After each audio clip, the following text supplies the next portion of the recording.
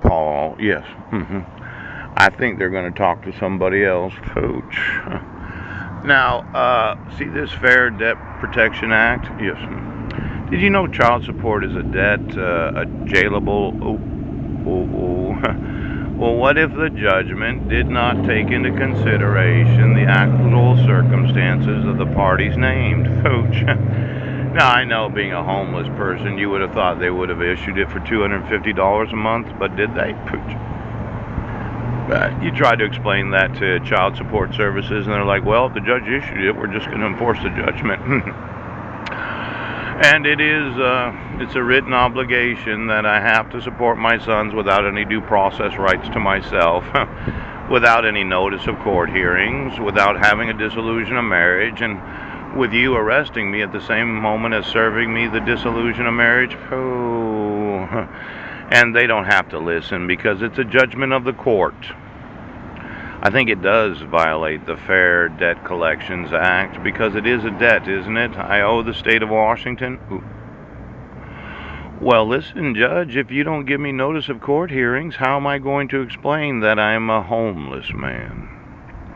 Now, I'm going to go through all of those judgments of all of those child support orders, and I'm going to see if the individual was on welfare or unemployment at the time of the judgment. Pooch. And you thought, well, you used to make all that money before the credit crisis, and you were an investment banker doing pretty well for yourself, were you? Pooch. A loan officer, all those liar loans. Oh, I mean, you were making hundreds of thousands of dollars a year before the credit crisis, and then your wife abducts your children because you, Now, I just wanted to know, yes, is it a debt or what is it? Well, you took $1.86 from me when you put me in jail. The bad behavior of judges that won't reverse their decisions when they have the knowledge that the decision they made was the incorrect decision. And then the government employees that enforce their decisions because they don't have to listen once a judgment is issued. Why don't you go through all those writs of garnishment and find out, was the individual on unemployment or welfare within a year of that?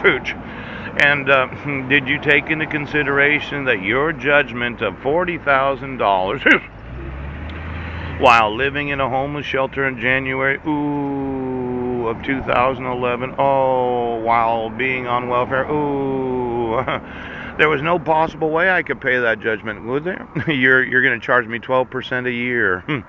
For every month that I can't make a payment. But of course, if I had made a payment, then you keep adding the interest onto it, and then you decide to destroy it in August 7th of 2018.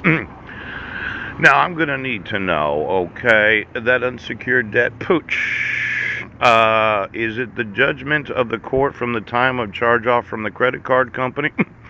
Or is it the written judgment is a new contract, a written contract? Oops.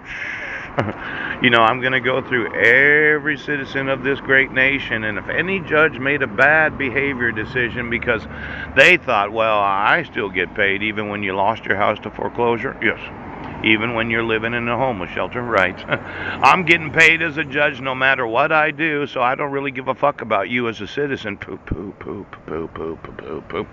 Why don't you get me all the child support and all the back child support? And when the original judgment was issued by the court in every state of the United States, I'd like to know how many judges really did not want to hear what the fuck the father had to say.